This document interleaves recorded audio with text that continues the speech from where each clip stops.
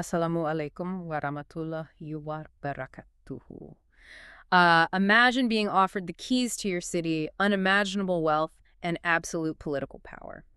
We are talking about a deal where you never have to worry about money, status, or, the safety of your family ever again. The ultimate golden ticket. Exactly, the catch. You just have to make one tiny, symbolic compromise, a gesture so small that nobody else might even notice. Would you take it? I mean, most of us, if we are being completely honest, would probably sign that contract before the ink was even dry. Oh, absolutely. Human nature makes that incredibly tempting. Yeah. But today, we are looking at the ultimate unyielding manifesto of religious identity, a text that rejects that exact offer. We are taking a deep dive into Surah Al Kafirun, the 109th chapter of the Quran. You might know this is a very short chapter, just 6 brief verses. But today, we're going to show you how these 6 verses form an ironclad fortress against the dilution of faith. The sheer gravity packed into those few lines is, well, it's astonishing when you realize what was actually at stake historically. To unpack this for you today, we are drawing upon an exhaustive synthesis of classical Islamic titans. We're talking the heavyweights. Exactly. We're looking at the monumental works of Imam Ibn Taymiyyah, Al-Tabari, and Al-Qurtubi, and we are weaving their classical mastery together with the profound contemporary insights of Sunni scholars like Numan Ali Khan, Yasir Qadhi, and Sayyid Qutbi. And just for everyone listening, I want to clarify our methodology for this specific deep dive. Our sources today focus purely on the Sunni exegetical tradition. So we are looking specifically at the core texts and commentaries, maintaining strict theological consistency. Right, which means omitting outside traditions, Shia sources, or figures absent from these specific classical Sunni commentaries. Exactly. The mission here is to walk with you, verse by verse, from the very first word to the absolute conclusion of the Surah. We want to extract profound life lessons about faith, about drawing boundaries, and ultimately about combating the modern idols of our daily lives. To understand the uncompromising tone of this surah, we first have to, ground ourselves in the intense pressure of the moment it was revealed. We cannot start with high-level theology. We have to start with a high-stakes, desperate tribal negotiation. Paint that picture for us. Where are we? So this is the early to mid-Meccan period, roughly around 613 to 615 CE. The socio-political climate is highly volatile, and there is a massive misconception about the ruling tribe of Mecca, the Quraysh, that we need to clear up immediately. The Quraysh were not atheists. Yeah, I think a lot of people picture early Meccans as entirely godless people who just worshipped rocks because they didn't know any better, but they believed in a supreme creator, didn't they? They absolutely did. In Islamic theology, this belief is categorized as Tawhid ar-Rububiyyah, which translates to the oneness of lordship. If you walked up to the most elite, arrogant Meccan aristocrat and asked him who created the heavens, the earth, and the rain, he would unequivocally say, Allah. Wow. Right. Their fatal flaw, the actual root of their corruption, was in the second category of monotheism, known as Tawhid al-Ibadah, the oneness of worship. They associated partners with Allah. They worshipped idols like Allat, Al-Uzza, and Manat, treating them as necessary intercessors, or, in their corrupted mythology, the literal daughters of God. Okay, let's unpack this. Let me put this into a modern economic perspective, because this wasn't just a quaint spiritual practice. Think of Mecca's Kaaba back then like a massive, highly lucrative, ancient tourist hub. That's a perfect way to look at it. It's like Wall Street meets a megachurch. You had all these different tribes across the Arabian Peninsula coming in for annual pilgrimages. Each tribe had their own specific idol, and the Quraysh housed all 360 of these idols inside and around the Kaaba. Right, they were the ultimate hosts. Yeah, and when these tribes came to pay their respects, they traded goods, they bought supplies, they paid taxes. The Quraysh were the custodians of this entire system. They were getting obscenely rich off the pluralism of this pantheon. The Kaaba was the economic and political center of gravity for the region. It was a socio-economic foundation built entirely on polytheism, or shirk. So when the Prophet Muhammad begins publicly preaching absolute, unadulterated monotheism, the message that there's only one God and these hundreds of idols are entirely powerless, fabricated, and false, he is not just presenting a theological disagreement. He's going after their wallets. Exactly. He is directly threatening the bottom line of the Qurayshi aristocracy. He is threatening to collapse their entire economic model. He's threatening their power, their trade routes, their social hierarchy. I mean, everything they have built is at risk if people stop believing in the idols. And their initial reaction to this threat was brute force. They started with mockery and character assassination, which quickly escalated into intense, horrific physical persecution of the early Muslims, many of whom were marginalized individuals, slaves, or those without strong tribal protection. It was a brutal time. It really was. But the sheer resilience of these believers was staggering. Islam kept growing. The torture wasn't working. The persecution wasn't breaking the Prophet's resolve. So the Quraysh had to pivot. They shifted from physical violence to high-level diplomacy. Ah, the classic corporate pivot. If you can't beat them into submission, buy them out. Or at least force a hostile merger. Hostile merger, yeah. The classical exegetes, relying on early historians like Ibn Ishaq, detail how a delegation of the absolute most powerful chieftains approached the Prophet. We are talking about the literal board of directors of Mecca, men like Al-Walid ibn al-Mughira, Aws ibn Wa'il, Al-Aswad ibn Abdul Muttalib, and Mu'ayya ibn Khalaf. The heavy hitters, the billionaires of their era. Precisely. These were men who dictated the fate of the city. And they offer what to a tribal society used to settling blood feuds through mutual concession and blood money seemed like a highly pragmatic, logical compromise. It is the proposition of syncretism. Blending the religions. Right. They sat down with the Prophet and essentially said, let us worship together and let us blend our systems. You worship our gods for a year, and we will worship your God for a year. A timeshare on theology, like we'll give you 50% equity in the religion if you just stop disrupting the market. A timeshare is a fantastic way to phrase it. And the historical sources mention variations of this offer as the negotiations dragged on. They tried to sweeten the pot. They told him, we will give you immense wealth from our own treasuries. We will make you the richest man in Mecca. Wow. We will offer you the most beautiful women in the city in marriage. We will make you our king. All you have to do is just touch our idols, just acknowledge them, give our system a little bit of validation so the other tribes see we are united, and we will give you the entire world. Okay, I have to stop you there and play devil's advocate for a second. Yeah. Because from a secular 21st century mindset, this makes no sense. If I am the leader of a heavily persecuted minority, my people are being tortured in the desert sun, lives are on the line, and I am offered absolute political power and an end to the violence, I'm taking the deal. It's a pragmatic choice, right? Yeah, I'd take the deal to save lives.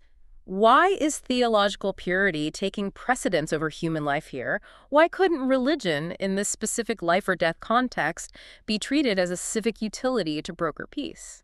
That tension, the tension you are highlighting, is exactly why this surah is so foundational. From a purely secular, utilitarian perspective, it seems incredibly stubborn to reject the offer. But this is where the core lesson of the surah begins. For the Quraysh, religion was exactly that. A malleable tribal utility. Something to be traded. Right. It was a tool subject to negotiation, market trends, and political compromise. But for Islam, religion is the absolute submission to the unalterable truth of the Creator. Truth and falsehood cannot be merged. They just don't mix. Exactly. Let me borrow your earlier analogy about corporate structure.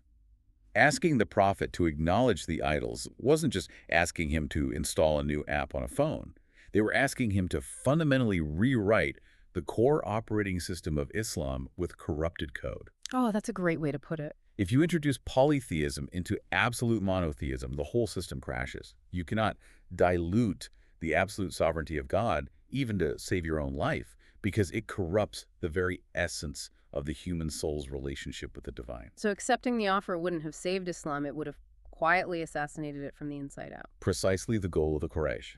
Surah Al Kafirun was revealed to permanently, unequivocally sever this middle ground. Imam al-Tabari notes that this surah was intended to make these specific leaders entirely despair of any compromise. It was a divine declaration that there is no deal to be made now or ever. So how does the creator of the universe respond to this audacious corporate-style merger proposal?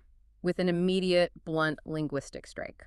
This brings us to verse 1 of the surah, say, O disbelievers, or in the original Arabic, Qul ya ayyuhal kafirun. The very first word of this surah is paramount qul, which translates to the imperative command, say ya. Imam Fakhr al-Din al-Razi addresses a fascinating classical question regarding this word. Why didn't the Prophet just state the message? Why include the command, say, in the final recited text? I've always wondered that about several chapters in the Quran. Like, if a CEO tells a spokesperson, tell the press we are not selling the company, the spokesperson just goes to the podium and says, we are not selling the company. Exactly. They don't say, the CEO told me to say, we are not selling the company. That analogy actually works perfectly to explain al-Razi's point. Preserving the word qual is the ultimate proof of the prophet's fidelity to the revelation. It proves he isn't the author of the text, and he isn't a politician negotiating terms on his own behalf. Right, he's just the messenger. He is a meticulous messenger, delivering a divine decree exactly as he received it, word for word. He's preserving the chain of command. And there is a deeply emotional, psychological layer to this that the contemporary scholar Sayyid Qutb adds. He points out that the Prophet Muhammad was known for his immense, almost overwhelming mercy. He desperately wanted his people to be guided. He cried for them. His empathy was legendary. Right. So delivering such a harsh, blunt, door-slamming rejection to the elders of his community, his own uncles and tribal leaders, would have been socially and emotionally devastating for him. By prefacing the entire surah with qual, Allah essentially takes the burden of the rejection off the prophet's shoulders. It's Allah asserting total, undeniable ownership of this boundary. The prophet is effectively protected by this word. Like an emotional shield. Exactly. He is telling the chieftains, I have no authority to negotiate the terms of this religion. I cannot make concessions because I am just conveying my master's decree. It provides the prophet with immense psychological relief. It's a brilliant shift of agency. And then we get to the address itself, Ya ayyuhal kafirun, or disbelievers. The contemporary scholar Numan Ali Khan connects this to the previous chapter, Surah Al Kafirun, in a way that fundamentally changes how you read the text. Yeah, the structural placement of chapters in the Quran is never random. In Surah Al Kafirun, which comes right before this, the Quraysh had been viciously insulting the prophet. They were calling him cut off because his male children had tragically passed away in infancy. They were celebrating his grief. Just incredibly cruel. Very. In that surah, Allah stepped in to defend the prophet, promising him immense abundance and declaring that his enemies would be the ones cut off from history. So in Al-Kafir, Allah played defense. He shielded the prophet's honor. But now, turning the page to Surah Al Kafirun, the tone completely flips. It's time to go on the offensive. Addressing these extremely proud, wealthy, arrogant chieftains directly as, "O disbelievers," was a stunningly blunt offensive maneuver. To understand the weight of this insult to their ego, we have to look at the Arabic word kuf. Fundamentally, in its linguistic roots, it means to cover. I've heard it compared to a farmer covering a seed with dirt. Yes, and that agricultural root word is vital because it implies an active, physical, sweaty effort to bury something you know is there. These specific chieftains weren't ignorant.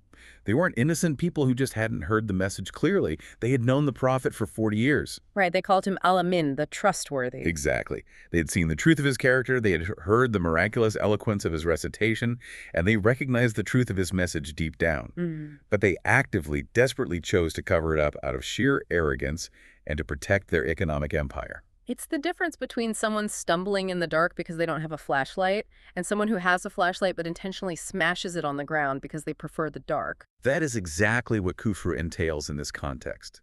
And there is a critical distinction here that is so often misunderstood, even by Muslims.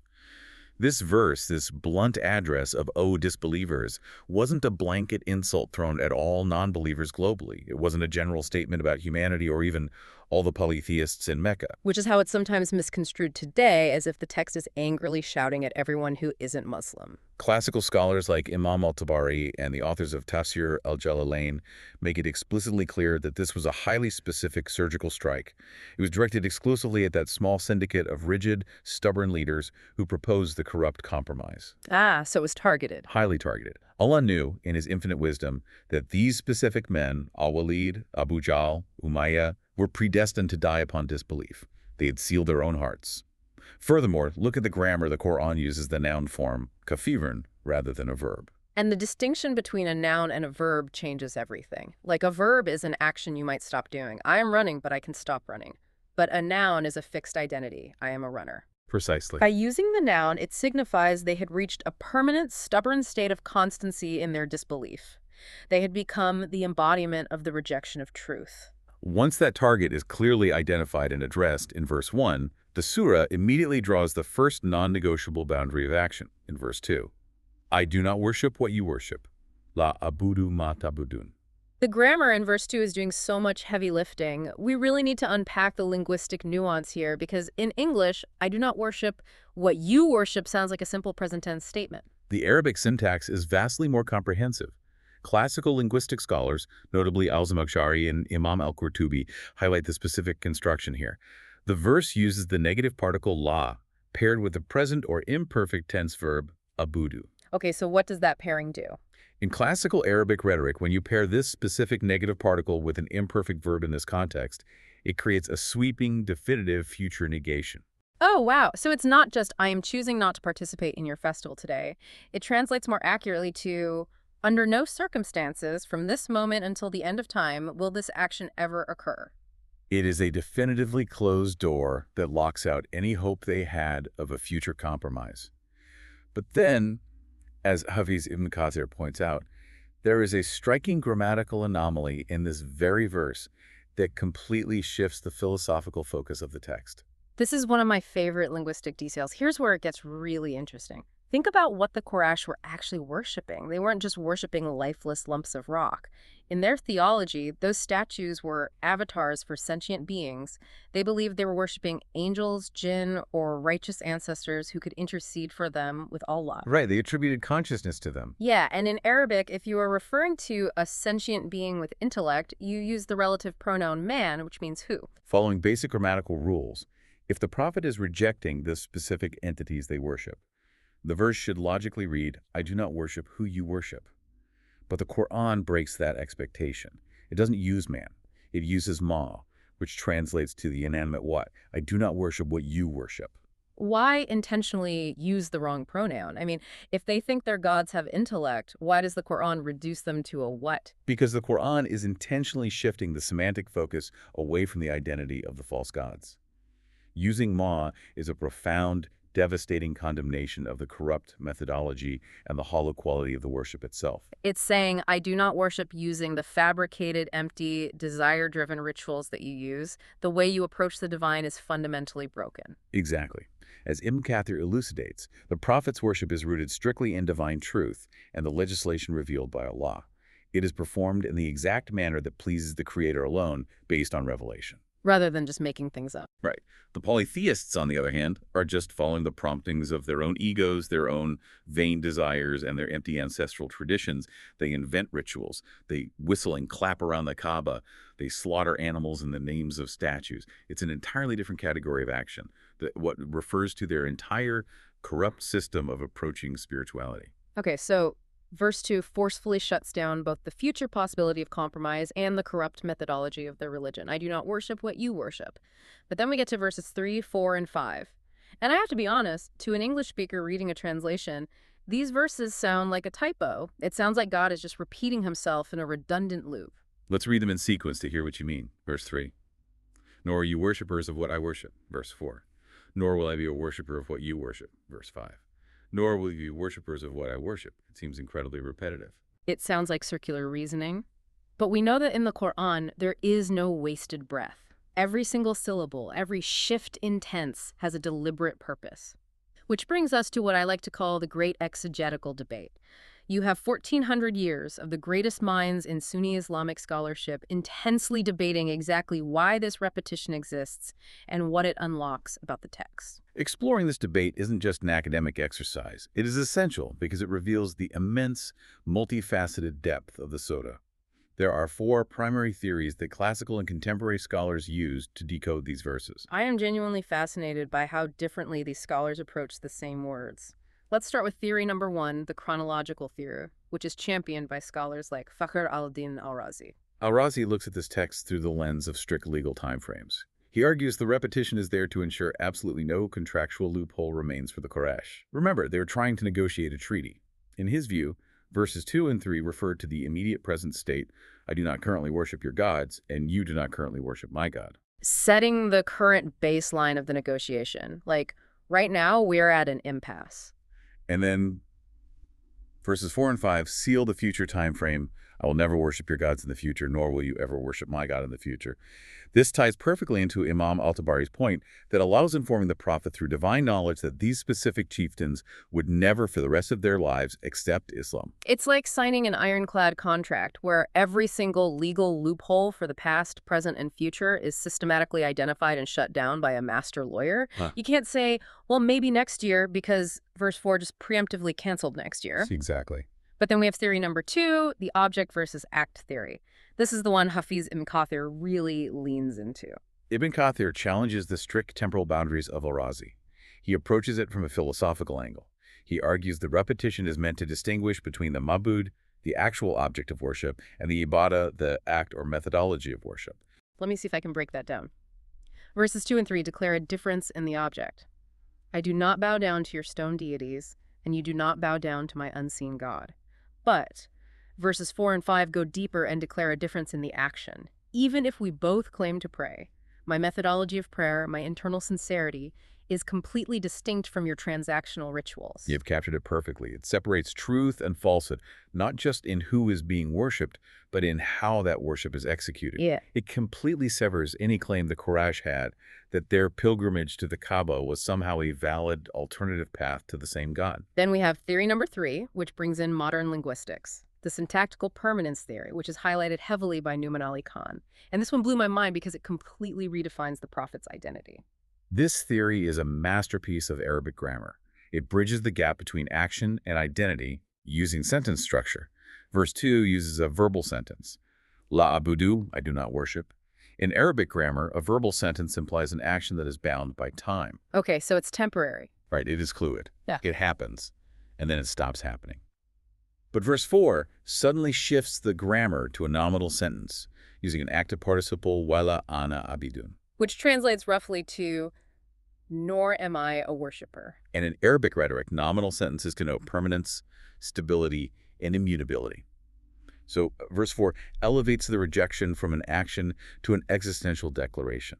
The prophet is declaring, it is not just that I'm choosing not to perform the action of worshiping your idols. Right now, my very essence, my permanent identity, is completely divorced from idol worship. It is fundamentally impossible for me to be a worshiper of what you worship. When you apply that syntactical permanence theory, how does that recontextualize the prophet's life even before Islam? During the time of Jahiliyyah, the age of ignorance, before he ever received revelation at age 40. The beauty of the nominal sentence is that it transcends time. It covers the past just as much as the future. It asserts that even before the angel Gabriel came to him in the cave, during the entirety of his life in Mecca, surrounded by 360 idols, the prophet was purely monotheistic. He was always separate from it. Always. He never participated in their pagan festivals. He never ate meat sacrificed to an idol. His core essence was always separate from their corruption. And it seals the future as well. His identity is fundamentally, permanently incompatible with their practices. That is profound. It's not just a rejection of an offer. It's a statement of absolute unbreakable character. And finally, we have theory number 4, rhetorical emphasis, or tough kid, which Imam al-Tabari also relies heavily on. This theory brings us right back to the intense psychological reality of the negotiation room. In high-stakes tribal diplomacy, or even modern business negotiations, if someone keeps aggressively pushing a compromise, a single no might just be interpreted as a negotiating tactic. Right, if I tell a car salesman, no, I'm not buying the car, he hears, he said no, but maybe if I throw in free floor mats and knock off $500, he'll say yes. He thinks I'm just playing hardball. The Quraysh were treating the prophet exactly like that. They thought he was holding out for a better deal. So the text aggressively, rhythmically, and poetically repeats the rejection to completely and utterly crush their hopes. He's hammering it home. Yeah, exactly. The sheer psychological force of repeating the disavowal serves as rhetorical tafkid heavy emphasis. It batters down their persistence. It leaves absolutely zero room for them to think there's a counteroffer coming. The ironclad contract, completely stripped of any loopholes, leads us to the final signature at the bottom of the page. The absolute conclusion of the surah, verse 6.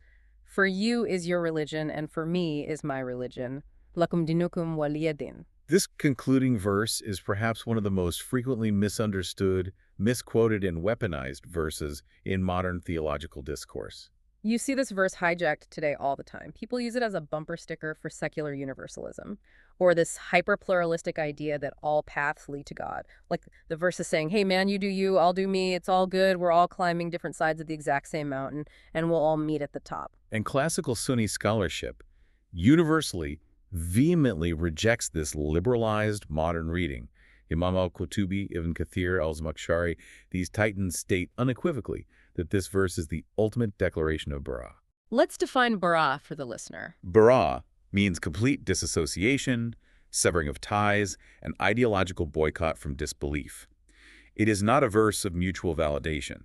It is a verse of stark, undeniable division. It's not a hug, it's a wall. It is an impenetrable wall. Ibn Kathir clarifies that the word din, which we loosely translate as religion or way of life, is used here to denote the stark reality of the divide. For the polytheists, their religion is their stubborn disbelief, their idolatry, and ultimately their doom. And for the prophet? For the prophet, his religion is pure Islam, absolute monotheism, and salvation.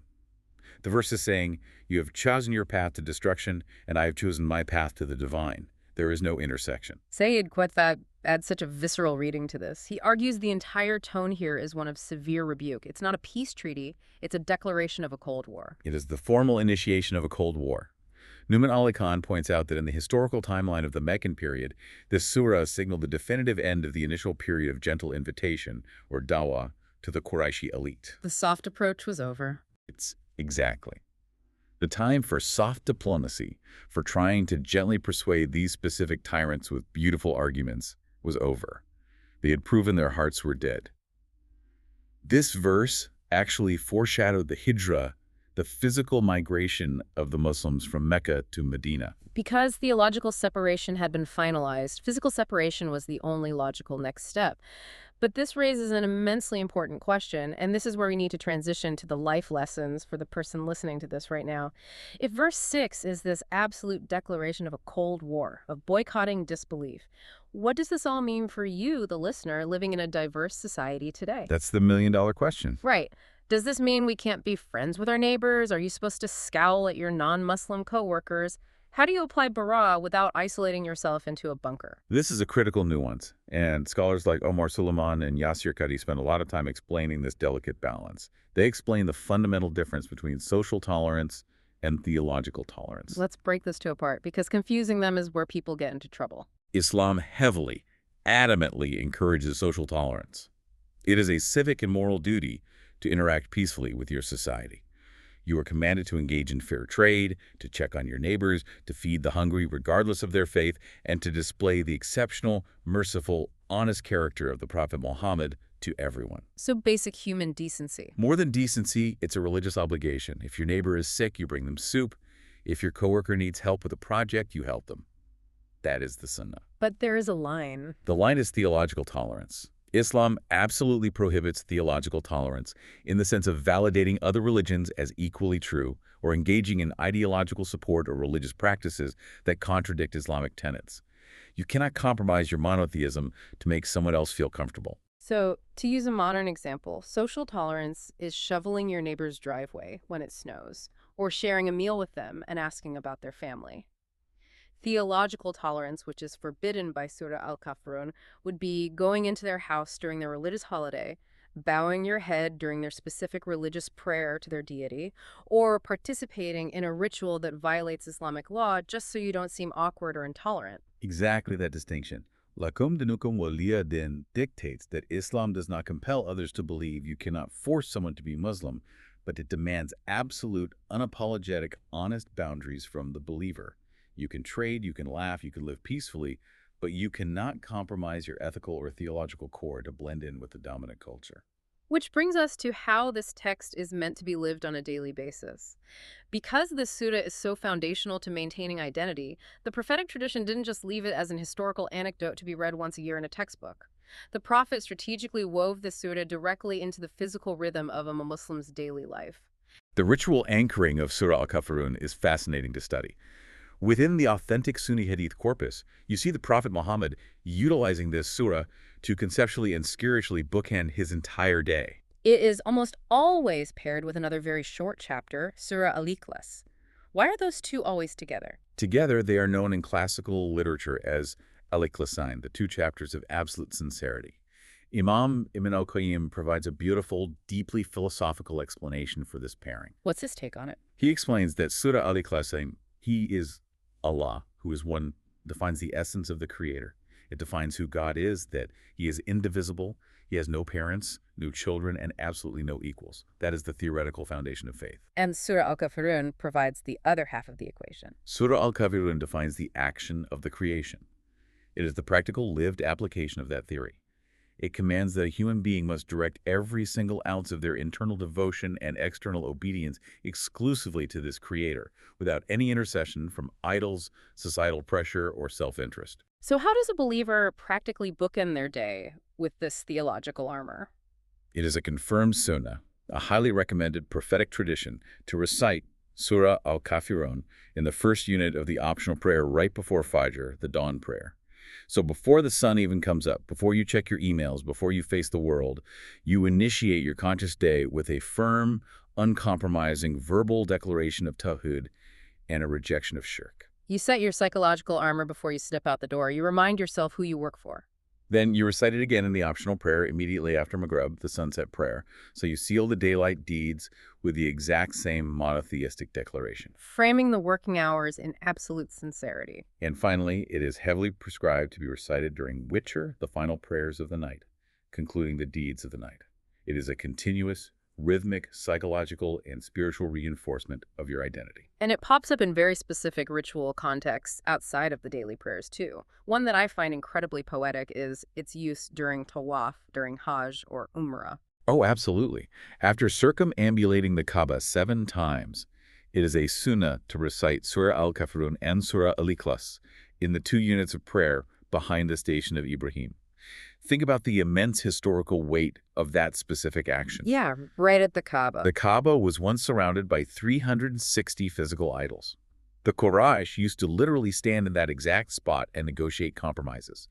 By reciting Surah Al Kafirun there today, thousands of years later, you are historically and spiritually re-sanctifying the Kaaba for Allah alone, verbally repudiating the history of those idols in the very place they used to stand. It's also used for literal protection, as ruqya, which is spiritual healing. There's an incredible hadith narrated by Sayyidina Ali about a scorpion bite that I want you to explain. Yeah, Sayyidina Ali reported that the Prophet Muhammad was once praying, and he was bitten by a scorpion. After he finished the prayer, he asked for a vessel of water and salt. He applied the salt water to the physical wound, but simultaneously, he repeatedly recited Surah Al Kafirun, Surah Al Falaq, and Surah An Nas over it. What is the connection there between a physical bug bite and a chapter about rejecting polytheism? What's fascinating here is the profound connection classical scholars draw between physical venom and spiritual venom. The prophet is using the declaration of absolute monotheism as the ultimate antidote. Oh, that's beautiful. Just as the physical venom from the scorpion attacks the bloodstream in the body, shirk polytheism, ideological compromise, or spiritual doubt is a venom that attacks the soul. Surah Al Kafirun draws out that spiritual venom. It purifies the system. It was also prescribed to be recited right before falling asleep as a psychological shield. The prophet literally advised his companions, recite Surah Al Kafirun and then sleep after finishing it, for it is a declaration of innocence from idolatry. When you are asleep, your consciousness is suspended, you are vulnerable. This surah builds a fortress around your subconscious. And that profound, multi-layered utility from dawn to dusk, from healing to history, is why we have the famous hadith classifying Surah Al Kafirun as being equivalent to 1/4 of the entire Quran. That math is wild to think about. 6 short verses, barely a few lines of Arabic, equal 25% of the entire revelation. How did the scholars explain that fraction? Scholars explain this mathematically based on the overarching themes of the revelation. They divide the thematic message of the entire Quran into 4 major quadrants. Okay, let's hear them. Number 1, legislation, laws, and commands. Number 2, narratives, parables, and the histories of past nations. Number 3, the affirmation of Allah's attributes and absolute monotheism, or Tawhid. And number 4, the explicit repudiation of polytheism and disbelief, shirk and kufr. And because Surah Al Kafirun is 100% focused with absolutely zero distracting sub-themes on repudiating shirk. It is the unadulterated, purest embodiment of that entire 4th quadrant. Therefore, conceptually, spiritually, and thematically, it carries the weight of 1/4 of the text. Let's bring this all home to the modern day, to the person listening right now. We've talked extensively about the Meccan chieftains, the 360 idols around the ancient Kaaba, and the historical bribery. But the listener's probably thinking, I am not facing billionaires offering me chests of gold to physically bow down to a stone statue of Allah. How does this apply to me? The physical statues are gone, but the underlying psychological warfare is entirely identical today. To understand how, we have to look deeply at the deconstruction of that word we discussed earlier, ibadah. Numan Ali Khan does a phenomenal breakdown of this concept. We so lazily translate ibadah into English as just worship, and when the modern mind hears worship, we immediately think of confined, specific ritual acts. Right, going to a mosque on Friday, praying a specific prayer, fasting during Ramadan. Yeah, we compartmentalize it. But ibadah in classical Arabic is vastly broader and more demanding than a weekend ritual. It fuses the concept of worship with the concept of continuous unbroken slavery or servitude to a master. Remember, the Quraysh were perfectly willing to perform the physical rituals of Islam for a year. They viewed religion as a transactional civic duty. I do the ritual, I pay the toll, I get the social benefit and the protection. Exactly. But Allah fiercely rejected that because true ibadah isn't a part-time job you can clock in and out of.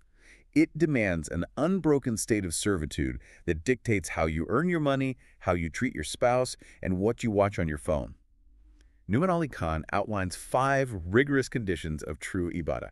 Let's walk through them, because if you are missing any of these 5, your worship is fundamentally flawed. Okay, let's do it. What's the first condition? The first condition is absolute obedience to divine commands.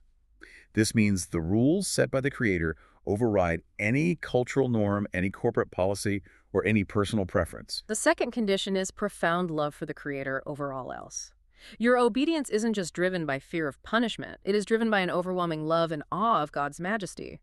If you love wealth or status more than you love God, your ibadah is compromised. Right. And the third condition is unwavering trust in divine wisdom, even and especially when it seems illogical to the human ego. I think this is a massive hurdle today. We live in an age of hyper-rationalism where people want to audit God. They say, I'll follow this Islamic ruling, but only if it makes sense to my 21st century liberal sensibilities. Trusting the text over your own ego is the ultimate test of servitude. The fourth condition is purity of intention, or sincerity. Are you praying to be seen as righteous by your community, or are you praying solely for Allah? And the fifth condition is accepting the terms and conditions set solely by the master without negotiation. Religion isn't a buffet where you pile your plate with the easy, comfortable practices and leave the challenging ones behind. Which brings us to the ultimate modern application, combating the idols of the self. Yasir Qadi points out that while the physical stone idols of Allat and Al-Uzza were smashed when the Prophet conquered Mecca, the exact principles of Surah Al Kafirun apply perfectly to the new idols we face today. The ones in our minds. Yeah, the most dangerous manifestation of shirk today isn't vowing to a statue in a temple. It is the subjugation of the intellect and the subjugation of your lifestyle to modern, godless ideologies. What scholars call the shirk of doubt. It is the insidious quiet whisper that maybe conflicting secular ideologies hold equal validity to revelation. The new idols are much harder to spot because they live inside us. They are our inner desires, what the Quran terms hawa. Have you seen he who has taken as his God his own desire? That is a terrifying, direct quote from the Quran. So we see these idols everywhere. The idol of societal pressure to conform to whatever the current moral trend is. The idol of radical individualism, where the self is the ultimate authority. The idol of hypermaterialism. Let's make this uncomfortably real for the listener. If you are sitting in a corporate office and you are asked to sign off on a fraudulent report, or you are expected to attend after-hours networking events that involve compromising your modesty or your sobriety just to secure a promotion, and you do it, Then you've taken the deal. you are essentially accepting the exact same one-year deal the Quraysh offered the Prophet. You are trading your theological integrity for a temporal, worldly benefit. You are worshiping at the altar of career advancement. And that immense crushing pressure to conform is why Imam al-Dahabi's concept of the fortress of Iman, or faith, is so vital. Reciting Surah Al Kafirun builds a psychological and spiritual resilience against the urge to assimilate. It's a daily defense. Exactly. When you stand in prayer and recite, I do not worship what you worship, you are consciously telling yourself every single day, I do not worship the idol of corporate greed. I do not worship the idol of social media validation. I do not worship the idol of my own ego. It forces you to externalize your boundaries. You are drawing a hard line in the sand every morning at dawn and every night before you sleep. It protects you from the slow, quiet normalization of sin. It stops the boiling frog effect. It is, in every sense of the word, a masterclass in theological integrity. To synthesize this incredible journey we've been on today, we started with an intense historical standoff in the deserts of Mecca.